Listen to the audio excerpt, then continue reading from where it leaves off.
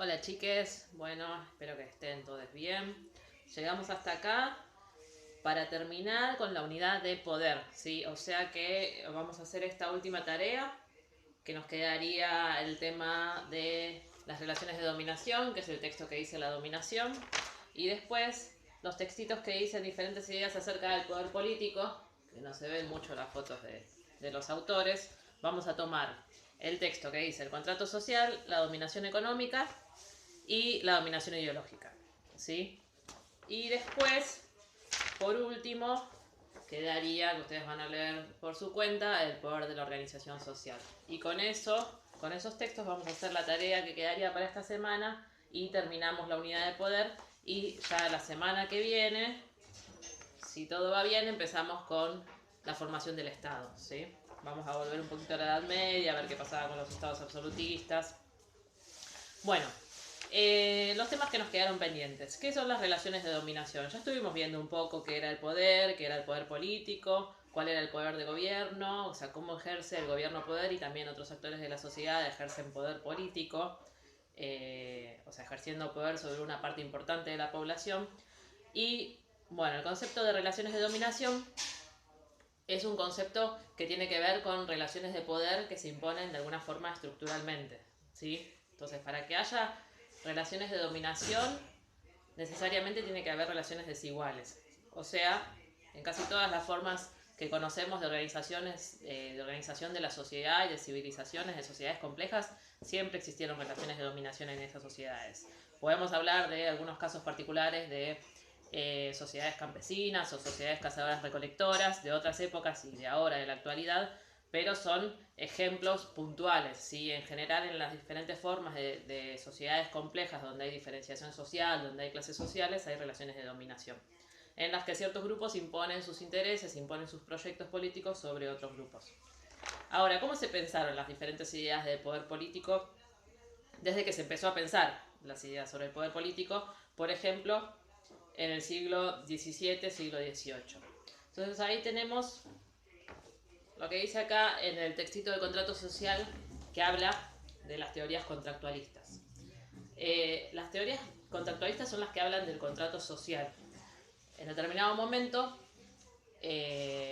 cuando empiezan a desarrollarse las monarquías absolutistas, que lo vamos a ver mejor en la próxima unidad, pero ustedes ya lo vieron en historia, algunos pensadores empezaron a justificar el poder del rey, algunos justificando el poder absoluto del rey, otros criticándolo y planteando un nuevo modelo político en el que el poder del rey tenía que ser limitado, ¿sí? Por ejemplo, por un parlamento, por un congreso, como tenemos nosotros acá. Eh, entonces, ¿qué se imaginaban estos autores? Que había un estado de naturaleza hipotético en el que los hombres éramos todos iguales, por ejemplo pensando en sociedades cazadoras recolectoras, donde ante la realidad de que en realidad individualmente cada persona era egoísta o era violenta, se necesitaba una autoridad superior para justificar el poder político, ¿sí? Para justificar la imposición de un poder y la imposición de un orden. Entonces, de esa forma, por ejemplo, Hobbes justificaba el poder absoluto del rey.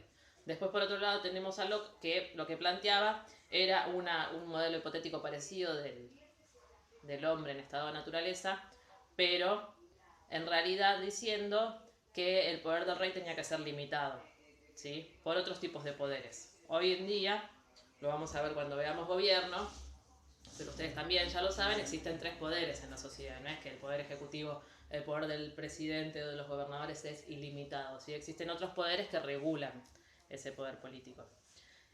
Bueno, entonces ahí tenemos las dos teorías del contrato social. Después tenemos el texto de la dominación económica y el texto de la dominación ideológica. En la dominación económica aparece Carlos Marx, ¿sí? ¿Qué es lo que empezó a plantear Carlos Marx? Ahí ya avanzamos un poquito y entramos al siglo XIX. Carlos Marx planteó que en realidad las instituciones que regulan el poder político en las sociedades liberales, en las sociedades capitalistas, en realidad lo que hacen es justificar el poder de dominación de una minoría, que es la que posee los medios de producción, la que posee las empresas, ¿sí? Entonces, en realidad las leyes y las instituciones de gobierno lo que hacen es justificar el poder de una minoría sobre una mayoría, que son la clase trabajadora. Eso fue una de las teorías críticas a la sociedad capitalista más importantes que hubo, ¿sí? Y después podemos sumar a un marxista que es Antonio Gramsci, y ahí ya entramos en el siglo XX, porque Gramsci escribió entre las dos guerras mundiales. Y lo que planteaba Gramsci era la otra cara, porque Marx plantea la dominación desde la base económica, ¿sí? Y política también. Entonces Gramsci plantea la dominación ideológica. ¿Cómo es que una gran mayoría, nosotros vimos el concepto de legitimidad, que era la aceptación del poder, cómo es que una gran mayoría acepta el poder de una minoría, ¿sí?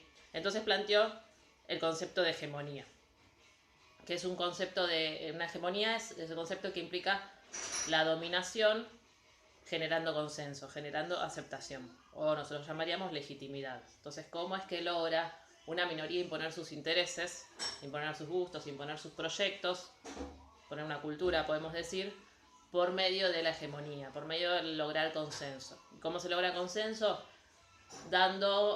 Otorgando ciertos permisos, ¿sí?, de comportamiento. Por ejemplo, ciertas libertades de expresión, ciertos consumos culturales que critican al sistema establecido, ¿sí? Nosotros podemos escuchar rock, escuchar cumbia, escuchar punk, distintos tipos de música, distintos tipos de producciones culturales que son críticas, ¿sí?, que nos permiten expresar nuestras críticas. Eso es una forma de construir hegemonía, dando determinados permisos, determinadas libertades. Bueno, y por último tenemos a Pierre Bourdieu, que está al final del texto. Pierre Bourdieu es el más reciente, aunque también está muerto porque se murió a principios de este siglo.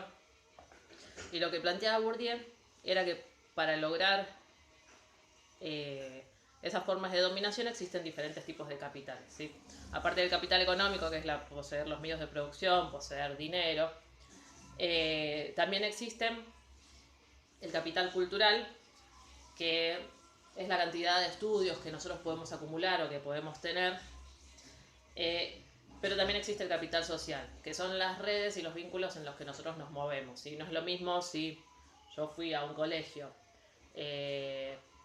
estatal en cualquier barrio que si fui a un colegio que la cuota sale 80.000 pesos y todos mis compañeros son hijos de empresarios. Las posibilidades que voy a tener yo de conseguir un trabajo bueno cuando termine el colegio, o de conseguir determinados proyectos, o de estudiar lo que quiero, quizás sean mayores, y quizás tenga mayores vínculos para poder tener contactos, para poder moverme en el mundo que yo quiero, que en otra situación, ¿sí? Entonces el capital social y el capital cultural en realidad otorgan el capital simbólico, que sería distintos proyectos que están en disputa. En realidad, si bien hay uno que es dominante siempre, que son formas de ver el mundo que son dominantes, en realidad siempre son disputadas por otros grupos también, como lo vimos en el caso de la película. Habían ideas dominantes que se imponían desde los medios de comunicación, pero habían otras formas también de pensar, que en realidad no son los que ganan en la película, pero bueno. Bueno, chiques, yo les voy a dar ahora una tarea para que cerremos este tema, para que entreguen la semana que viene. Va a ser bastante simple, pero bueno, espero que el videito les ayude, porque en realidad son muchas teorías en textitos muy cortos y quería complementar un poquitito. De todas formas pueden hacer las preguntas que quieran, me las dejan escritas, si quieren me las pueden mandar por privado, y después yo las respondo para todos sin poner el nombre, para que no tengan, si les da vergüenza o algo. Bueno, espero que hayan quedado más o menos claras las ideas sobre poder, y ya en la próxima unidad vamos a empezar con la formación del Estado, ¿sí?